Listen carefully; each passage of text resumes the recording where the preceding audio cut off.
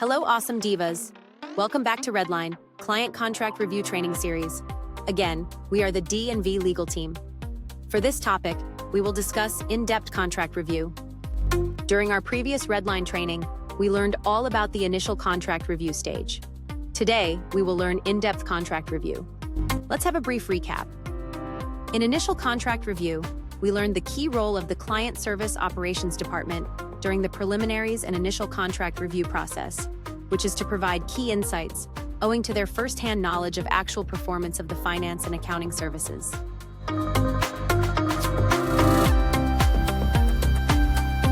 Once these operational terms have been put out of the way, we will now go deep with the in-depth contract review, especially the non-negotiable provisions. For this training session, we will aim to help the operations team, sales and marketing communications understand better the review process of client contract review. To impart to the operation team and sales and marketing communications a clear picture of what are the processes inside in-depth contract review.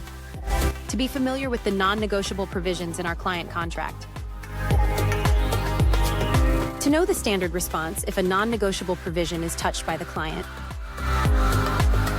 Legal team shall take charge in flagging any other concerns or issues in the contract shared by the Sales and Marketing Communications Department. In-depth contract review is a second-level review of a contract, focusing on the legal terms and conditions of the client contract, the engagement letter, and the general terms and conditions.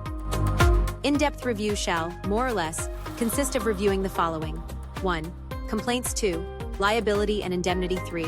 Confidentiality, data protection, retention. 4. Restrictive covenants. 5. Intellectual property. 6. Term and notice, termination. 7. Dispute resolution.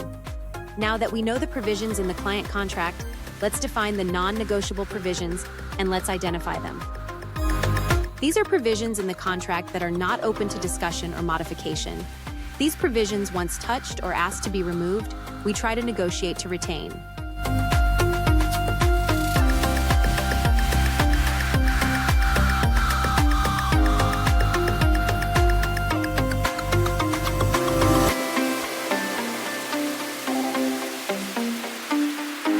In rare cases, if we allow changes, it is subject to compromise with the intention to keep but meet halfway the request of the client. The usual non-negotiable provisions in our client contracts pertain to liability and indemnity and restrictive covenants. We can see these clauses inside of our General Terms and Condition, or GTC.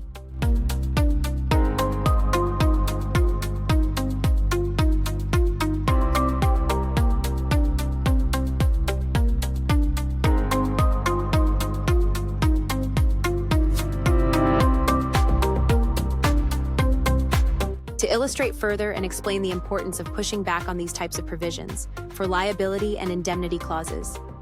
It's important to keep it because it limits our liability when a breach occurs and because it was our fault. It's an acceptable practice in business to cap a liability when there is a breach. But on the part of the client, it is likewise normal to expect that the total extent of damages will be obtained. However, without imposing a cap on liability, the sky will be the limit. In our contracts, the standard amount shall be limited to 6 previous monthly fees, exclusive of VAT and goods and services tax, paid and/or owed by the client to the service provider, subject to a maximum of $50,000 US.